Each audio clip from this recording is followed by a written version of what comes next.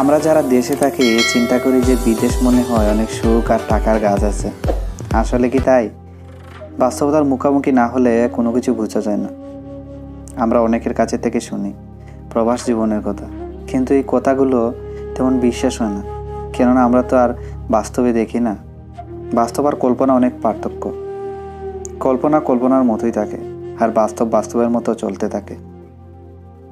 আমি সৌদি আরব থাকি, 8 মাস হলো, প্রায় 10 লাখ টাকা খরচ করে আসলাম। 8 মাস ধরে আমি বসে বসে খাই আর ঘুমাই, বাবাও বেঁচে নেই। নিজের কাছে খুব খারাপ লাগে, কেননা মানুষের কষ্ট দেখে। মাত্র 500 থেকে 700 রিয়াল বেতনে প্রচুর রোদের মধ্যে মানুষ রাস্তা রাস্তায় ময়লা পরিষ্কার করে, তাও আবার 12 ঘন্টা। তারপরও কিন্তু তারা থেমে নেই, বেঁচে আছে তাদের পরিবারের জন্য। সে জানে যে তার দ্বারায় তার পরিবার চলে, আর সে থেমে গেলে তার পরিবার না খেয়ে থাকবে। এটাই মনে হয় দুনিয়ার নিয়ম, যে একজনের টাকা দিয়ে 8 থেকে 10 জনের খাবার জুটাতে হয়। নিজে 2 টাকা খরচ না করে অপ্রয়োজন ছাড়া 3 বেলা খাবার খরচ আর বাকি খরচগুলো চালায়। যারা রাজমিস্ত্রি কাজ করে তারা ভোর 5টায় ঘুম থেকে উঠে বাথরুম গোসল করার জন্য, তা না হলে সিরিয়াল পাওয়া যাবে না।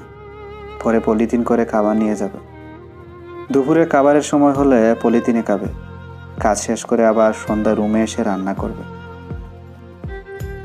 একদিন রান্না করতে হয়তো 2 থেকে 3 দিন খায়। এটাই হয়তো প্রবাস জীবন। জ্বর, ঠান্ডা, অসুখ হলে এগুলো নিয়েও কাজে যেতে হয়, তা না হলে চাকরি যে আর থাকবে না। দেশে থেকে ফোন করে বলে আমার এটা লাগবে ওটা লাগবে। আসলে কিভাবে যে টাকা কামাই তারা তো কোনোদিন বুঝতে পারলো না, আর বুঝতে দেয়ও না। বুঝতে দিলেই বা কি, এটা তো তাদের কল্পনার বাহিরে।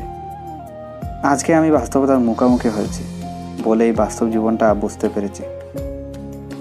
বাবা আমাকে বলতো প্রবাস জীবন অনেক কঠিন, তখন আমি কল্পনা ভেবে হেসে উড়িয়ে দিতাম। আজকে আমি বুঝেছি, দেশে থাকতে উল্টাপাল্টা চলার কারণে বাবা আমাকে বলে গিয়েছিল বিদেশে আসতে, একটু টাকা ইনকাম করার জন্য। যাই হোক, আল্লাহর কাছে লাখ লাখ শুকরিয়া। আল্লাহ আমাদের সবাইকে ভালো রাখুক।